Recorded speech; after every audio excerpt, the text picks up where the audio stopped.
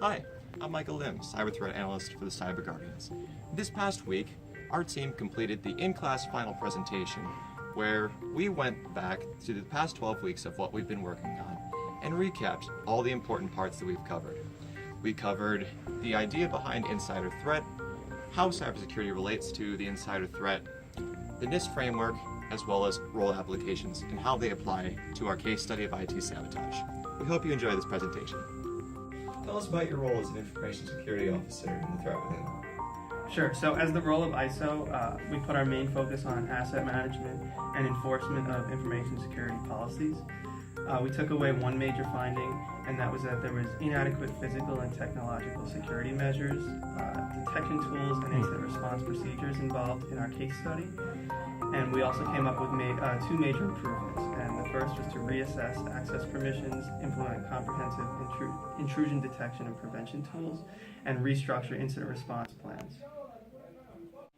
So can you tell us about the experiences of the compliance analysts during the threat within? Yeah, so our focus generally was for updates and procedures on monitoring, storing, and protecting data.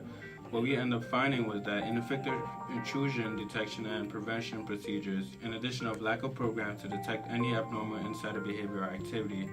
What improvements we came up with was for enforcement of uphold of monitoring policies and detection programs, in addition to implementation of an efficient detection program and system. Tell us about your experiences as a behavioral analyst and how they fit with the threat within program. Yes, the behavioral analyst focuses on the human factor, analyzing behavior to determine attack potential and propensity. From the case study of IT sabotage, we found that background investigation failed to detect security guards' affiliations with hacking group and dark web activity.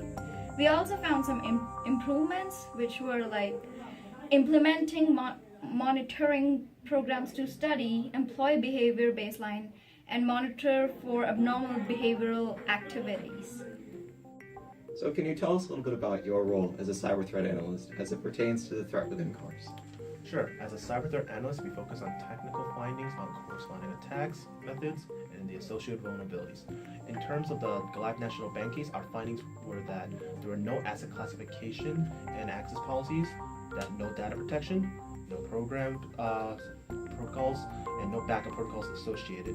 As for improvements to how we can fix upon this, there were improvement upon the access privileges, such as a minimum privilege requirements and monitoring program, as well as any readily executable response systems.